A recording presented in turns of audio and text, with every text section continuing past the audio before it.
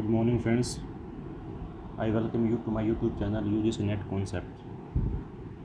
Friends, in this video series we were covering the Western political thinkers और हमने अब तक इम्पोर्टेंट थिंकर्स को कवर कर लिया है, बट कुछ थिंकर्स हैं जो सिलेबस में हैं बट उनके फिलोसफिकल पार्ट बहुत कम है।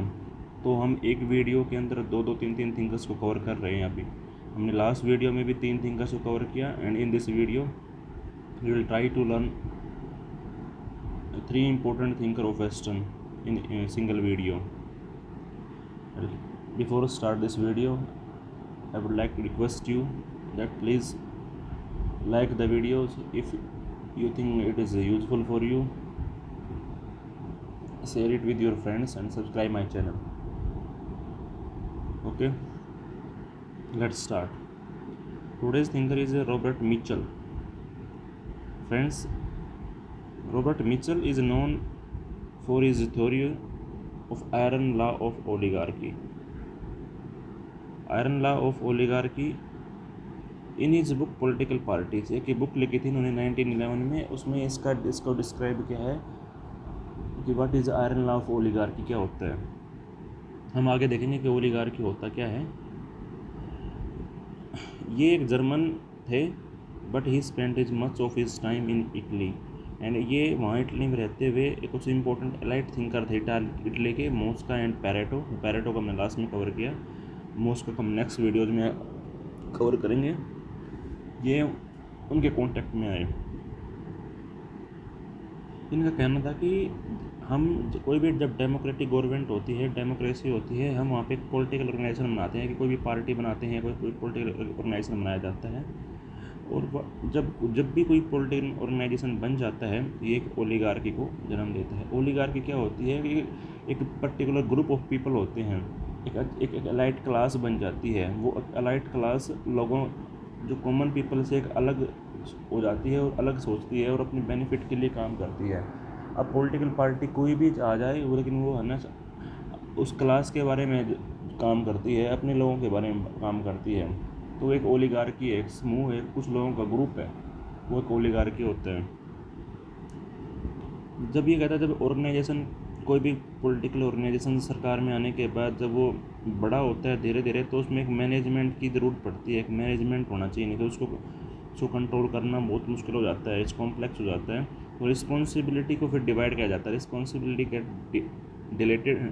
Delegated to group of specialist and in the beginning leaders serve the interests of party member. Now leader become more than the struggle for power take place among elite.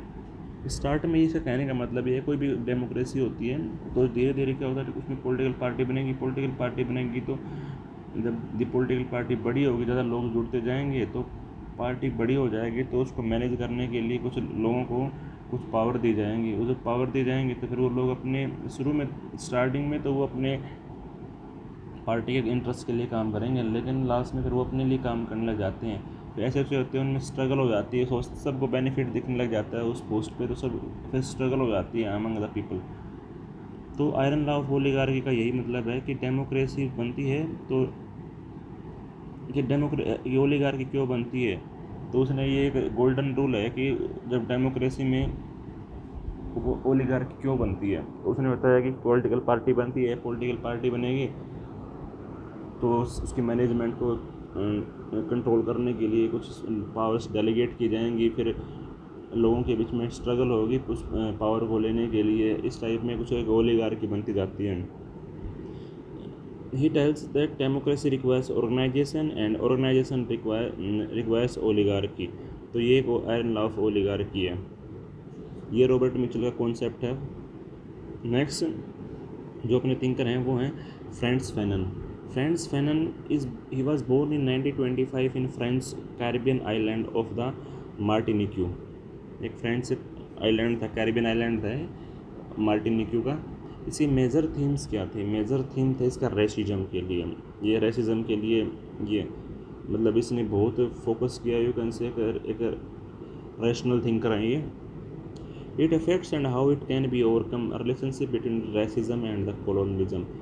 जब बहुत सारी African country, बहुत सारी जब England के under में थी ना साउथर्न अमेरिकन कंट्रीज़, जब ये इंग्लैंड के ब्रिटिश के कंट्रोल में थी, जब वहाँ पे कॉलोनियलिज्म था, तो उस कॉलोनियलिज्म के जाने के बाद भी उसकी वहाँ के लोगों के ऊपर क्या इफ़ेक्ट हुआ, और रेस का वाइट जो अफ्रीकन्स जो ब्लैक अफ्रीकन्स थे उनके साथ कैसा बिहेव किया गया ब्रिटिश वाइट पीपल ने, तो उसके बारे में इन्होंने इसके डिस्कस किया है यहाँ पे।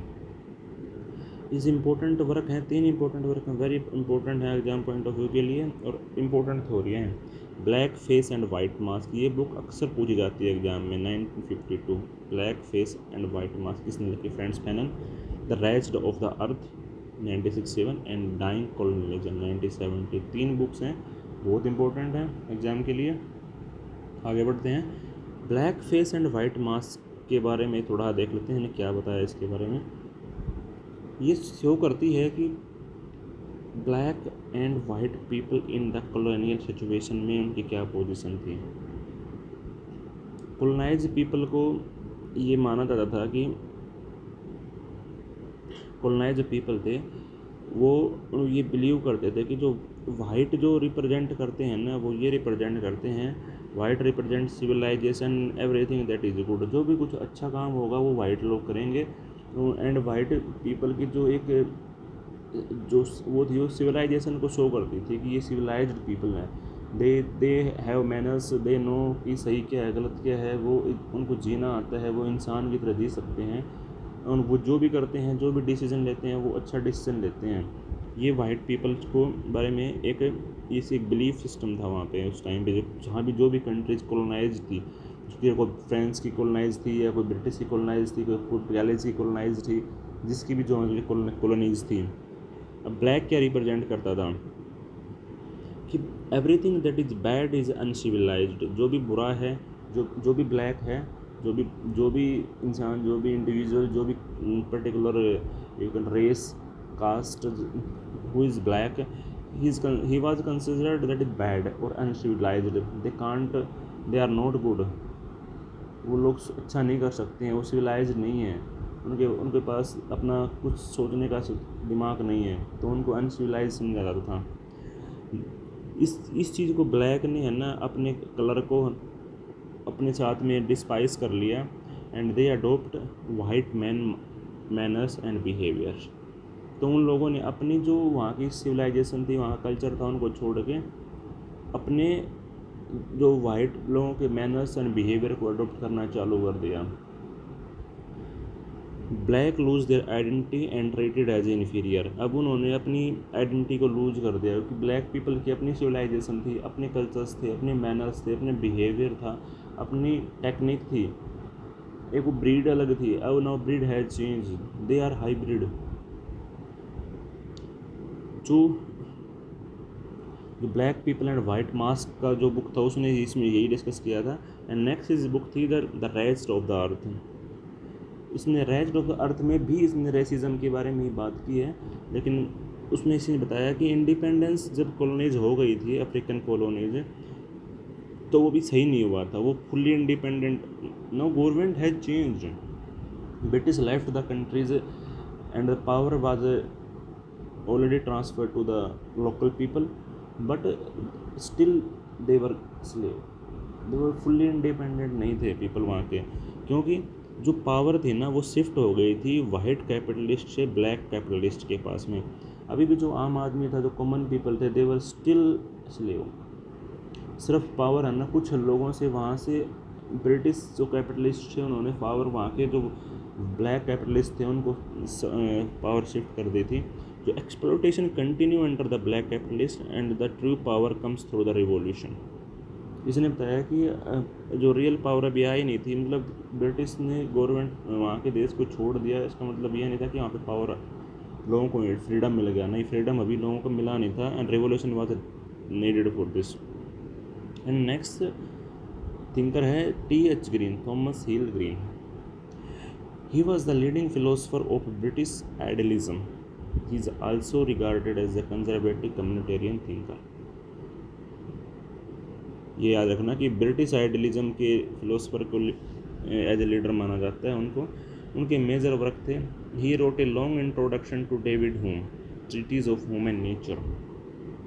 लॉन्ग इंट्रोडक्शन, डेविड ह्यूम की एक जो ट्रीटीज थी ह्यूमन नेचर के बारे में, उसने उसके बारे में थोड़ा डिटेल में डिस्कशन किया। And lecture on principle of political obligation and prolegomena to ethics, ये 3 बुक इसकी थी टी.एच. ग्रीन की। इसमें से यदि हम एग्जाम पॉइंट ऑफ व्यू देखें तो इनकी बुक्स कभी इतनी ज़्यादा पूछी नहीं जाती है, इनका बस जो पॉलिटिकल थॉट है वो अक्सर पूछा गया है। पुराने जो प्रीवियस ईयर क्वेश्चन पेपर से हम देखते हैं तो जो पॉलिटिकल व्यू क्या कहता है इसका, oppose to classical liberalism and social Darwinism. ये इन्होंने क्लासिकल लिबरलिज्म को एंड सोशल डार्विनिज्म को अपोज किया है। ये इसका जो क्रिटिक किया है इन्होंने, इसका जो पॉलिटिकल व्यू ये थे इसके। He said relation between individual and society is complex. Individual can't be separated from the group. We achieve happiness and fulfillment as a part of community. Individual interest can't be more important than the collective good. तो इसने society के बारे में ज़्यादा ध्यान दिया, इसने individual के बारे में इतना फोकस नहीं किया, इसलिए ये सोशलिज्म के अगेंस्ट में था। T H. Green view on freedom कहता है कि chief purpose of government is maximise freedom. Government का काम होता है कि लोगों को फ्रीडम दे, maximum freedom by removing the constraint. Constraint इसने 2 टाइप के बताया कि पॉजिटिव कंस्ट्रेंट और नेगेटिव कंस्ट्रेंट। पॉजिटिव कंस्ट्रेंट वो होता है कि किसी को फ्रीडम दे, वो पॉजिटिव कंस्ट्रेंट है। नेगेटिव कंस्ट्रेंट होता है constraint not mere physical restrictions, but आपको पॉजिटिव कंस्ट्रेंट वो होते हैं जिसकी government allow you to do something and कुछ भी आप करो, कोई भी काम करो। लेकिन नेगेटिव कंस्ट्रेंट वो होते हैं यदि आप कोई भी काम कर रहे हो और उस काम को करने से यदि थर्ड पर्सन को यदि फ्रीडम को नुकसान हो रहा है तो वो नेगेटिव कंस्ट्रेंट है। सपोज आप you want to listen music, आपको हाई वॉल्यूम में म्यूजिक सुनना पसंद है और आपकी उस वॉल्यूम के कारण यदि आपके पड़ोसी को या आपके फ्रेंड को डिस्टर्बेंस हो रही है तो you are breaching the freedom of your friend. तो that is called negative constraint of freedom. So I hope you understood this point, what are positive and negative constraint of freedom. This is for today's. Thank you, have a nice day.